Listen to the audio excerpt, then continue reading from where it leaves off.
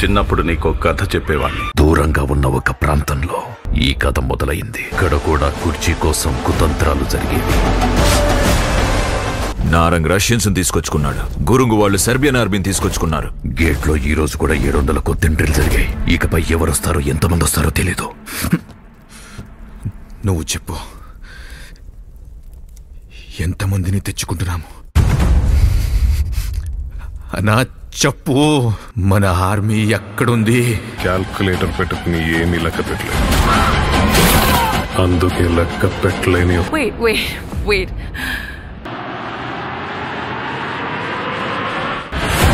వాడి పేరు గుర్తుంది బాబా. రాననుకున్నారా, రాలేననుకున్నారా?